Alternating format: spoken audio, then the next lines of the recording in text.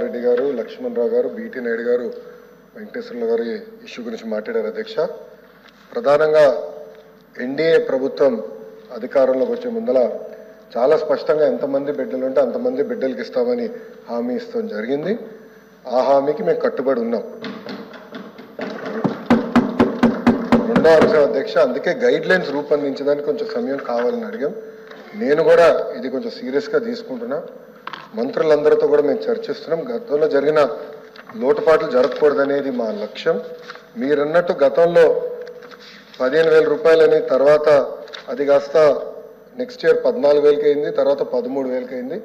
1,000 రూపాయలు టీఎంఎఫ్ అన్నారు, ఇంకో 1,000 రూపాయలు ఎస్ఎంఎఫ్ అని అది డబ్బులు తీసుకుంటాం జరిగింది. అంతేకాకుండా ఎలిజిబిలిటీ క్రైటీరియా కూడా మార్చడం జరిగింది అధ్యక్ష. గ్రామాలు వచ్చే గల 5,000 రూపాయలు నెలకు వస్తే ఆటోమేటిక్గా వాళ్ళు ఎలిజిబుల్ అనేది, 5,000 కన్నా తక్కువ వస్తే ఎలిజిబుల్ అన్నారు. అట్లా మళ్ళీ దాన్ని మార్చారు. భూమి కూడా అది కూడా మార్చారు. దాని తర్వాత ఎలక్ట్రిసిటీ కన్జంప్షన్ విషయంలో కూడా కొన్ని నుస్ఖలు జరిగినాయి. ఇంతేకాకుండా పాదయాత్రలో కూడా నేను అనేక మందిని కలిసినప్పుడు వాళ్ళు చాలా స్పష్టంగా మేము ఇప్పుడు అప్పు చేసి ఒక 4 వీలర్ 4th హ్యాండ్ బండి కొన్నాం అంటే 30,000 రూపాయలు 40,000 రూపాయలు పెట్టి ఒక స్కార్పియో కొనుక్కున్నాం. ఇమీడియట్గా తీసుకున్న వెంటనే మా తెల్ల కార్డు పోయింది, దానివల్ల మాకు రావాల్సిన సంక్షేమ కార్యక్రమాలన్నీ పోయినాయని వాళ్ళు నాకు చెప్తాం కూడా జరిగింది. ఇది కూడా మేము డిస్కస్ చేస్తున్నాం. ఎందుకంటే గ్రామ సచివాలయం, వార్డు సచివాలయాలు స్వామి గారి కింద ఉంది, మళ్ళీ ఆర్టీజీ నా కింద ఉంది. మీ ఇద్దరం కూర్చుని డేటాని కూడా ప్యూరిఫై చేయాలి, పకడ్బందీగా ఇది అమలు చేయాలనేది లక్ష్యంతో మేము చేస్తున్నాం అధ్యక్ష.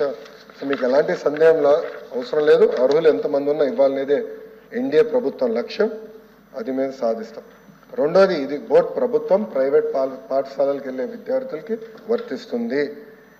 ఇంకో పక్కన పెద్దలు అన్నట్టు అధ్యక్ష 2019 నుంచి 24తో పోల్చితే ప్రభుత్వ పాఠశాలలో సుమారుగా 72,000 మంది విద్యార్థులు తగ్గారు అధ్యక్ష.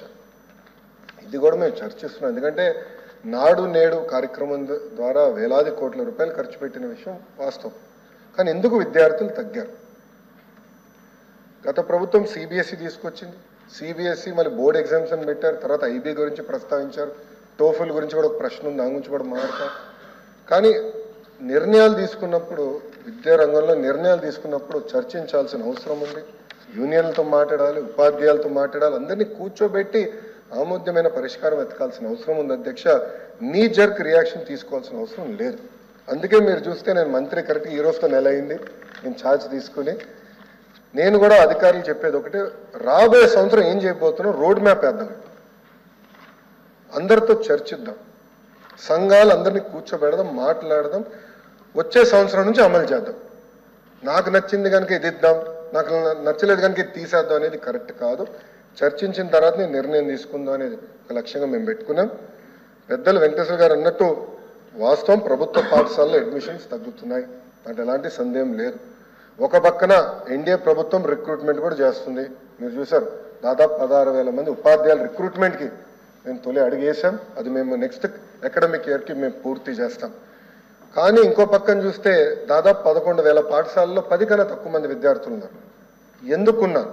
ఎలా అడ్మిషన్స్ పెంచాలి, నాణ్యత ఎలా పెంచాలి, అసెస్మెంట్ ఎలా చేయాలి, టెక్నాలజీతో జోడించి ఎలా చేయాలి, first grade, second grade, third grade pressure లేకుండా సిస్టమేటిక్ ఎట్లా చేయాలనేది కూడా మేము చర్చిస్తున్నాం. పక్క రాష్ట్రాల్లో కూడా ఏం జరుగుతుందో మేము చూస్తున్నాం. అటు ఉత్తరప్రదేశ్లో ఒక మోడల్ ఉంది, ఢిల్లీలో ఒక మోడల్ ఉంది, పక్క రాష్ట్రాల్లో కూడా ఏం జరుగుతుందో అందరం చర్చిస్తున్నాం. అధికారులు కూడా ఒక టీం వేసాం, వాళ్ళు కూడా వెళ్ళి చూస్తున్నారు. వాళ్ళు నివేదిక ఇచ్చినా నేను కూడా వెళ్ళాలనుకుంటున్నా.